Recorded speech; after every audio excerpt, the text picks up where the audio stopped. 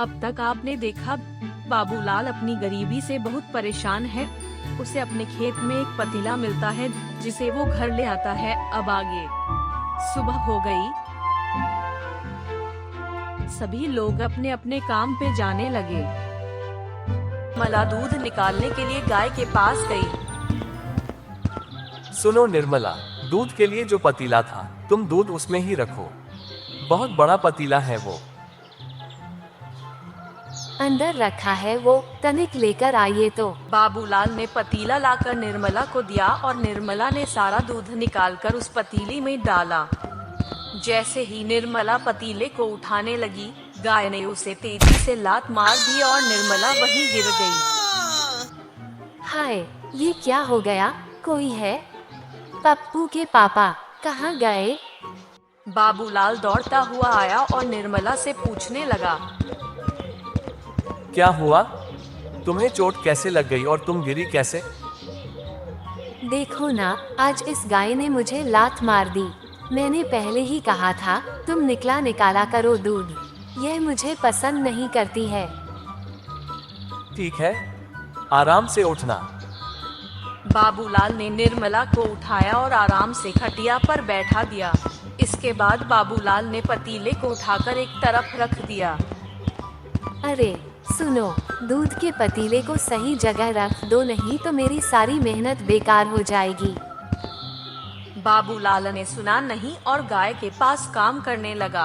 वह गाना गाकर गाय को सुनाने लगा, क्योंकि उसकी गाय उसका गाना बहुत अच्छे से सुनती थी। दयालपुर का वासी हूँ, बाबूलाल है नाम, सीधी सादी बोली मारे, सीधा सा है काम। दयालपुर का वासी हूँ, बाबूलाल है नाम, सीधी सादी बोली मारे, सीधा सा है काम। ये तुम्हारा गाना सुन सुनकर ही बिगड़ी है। मुझे तो ये बिल्कुल पसंद नहीं करती।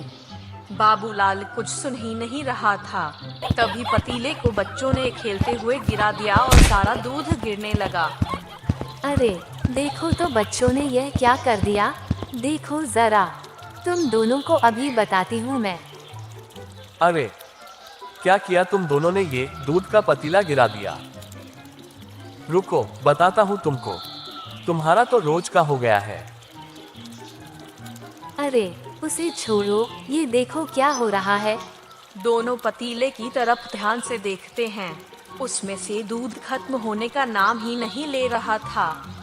पूरे घर, आंगन में और गाय के नीचे तक बस दूध ही दूध फैलता जा रहा था। सुनो जी, यह क्या हो रहा है? इतना दूध कहाँ से आ रहा है? मैं भी यही देख रहा हूँ। ये सब क्या अजीब सा देखने को मिल रहा है। ये किसी जादू से कम नहीं है निर्मला। बाबूलाल ने पूरा हाथ उस पतीले में डालकर देखा, लेकिन अंदर ऐसा कुछ नहीं था जिससे कि दूध के आने का पता चल सके।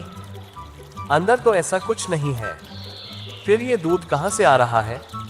निर्मला खुशी से फूली नहीं समा रही थी, क्योंकि उसे समझ आ गया था कि यह कोई मामूली पतीला नहीं, जादुई है। सुनो, हम तो अमीर हो गए आज ही इसको पाकर। अरे पागल हो गई है क्या? पहले जो दिख रहा है उसको संभालने दे, फिर अपनी बात बताना। बाबूलाल ने धीरे धीरे घर के सारे बर्तन भर दिए, मगर फिर भी दूध खत्म नहीं हुआ। फिर उसने गुस्से में पतीले को उल्टा पटक दिया तो दूध बहना बंद हो गया। तब उसे जाकर राहत की सांस मिली। निर्मला, ये तो सच में जादुई पतीला है। देखो, सारे बर्तन भर गए। अब इतने सारे दूध का हम क्या करेंगे? क्या करेंगे मतलब? हम इसे पूरे गांव में बेचेंगे और गांव के बाहर भी। तुम्हारा दिमाग खराब है क्या? इतना दूध अचानक से हम कहाँ बेच पाएंगे? अरे अब हम मालामाल हो जाएंगे। दूध के सारे सामान बनाएंगे, दही, पनीर, खोया, सब कुछ। अब हर घर में हमारे दूध से बने ही सामान होंगे। बाबूलाल और निर्मला की सूझबूझ से यही हुआ।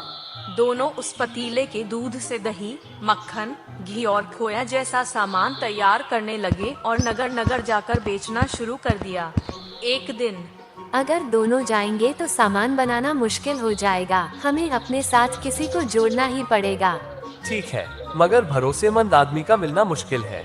मैं किसी को बुलाती हूँ, मगर बहुत सावधान रहना पड़ेगा। कहीं उसके सामने पतीले का राज न खुल जाए। इसके बाद गांव के कुछ लोगों को भी उसने अपने साथ रख लिया और अपना व्यापार बढ़ा लिया। देखते ही देखते उनके पास अपना खुद का घर और नौकर चाकर भी हो गए। वहीं दूसरी तरफ बाबूलाल का बड़ा भाई भी रहता था, जो पहले से ही अमीर था। अपने भाई को बढ़ता हुआ देख उसे जलन होने लगी। देखो तो, कहाँ इनको रोटी तक नहीं मिलती थी, आज यह मेरे से ऊपर उठ रहा है। सही कहा जीजाजी, गरीब भिखारी लगता था लेकिन अब तो ठाठ बाट देखो, आपके सामने है सब कुछ। पता करो फिर, इस बात का इंतजार है, आखिर यह ऐसा क्या कर रहा है। आप चिंता मत कीजिए, मैं इसका पता लगा लूंगा आखिर माजरा क्या है। लगाना ही पड़ेगा, तुमको फोकट का नहीं पालता हूँ मैं। तुम मेरी बीवी के भाई ना होते तो रास्ते में कोई भिखारी होते। चेतन ऐसा सुनकर घर से बाहर आ गया और अपने दोस्तों के साथ बात करने लगा। यार ये जीजा भी ना, जब देखो तब कुछ ना कुछ बोलता ही रहता है, पहले तो इसका कुछ करना पड़ेगा। देखो, एक काम करते हैं, तेरे जीजा को ही गायब करवा देते हैं। नहीं यार, दीदी को पता चला तो हर एक पेड़ पर बंदर बनकर घूमने को बोलेगी। तो एक काम करते हैं यार, प्रधान जी का कुत्ता छोड़ देते हैं, सुना है बहुत भागता है वो, थक कर कुछ दिन अपने आप बिस्तर पकड़ लेंगे। नहीं यार, वो भी सही नहीं है, अगर गलती से काट लिया तो रोज रोज उठते बैठते मुझे काटेंगे जीजा जी कुत्ता बनकर, ये भी सही नहीं है।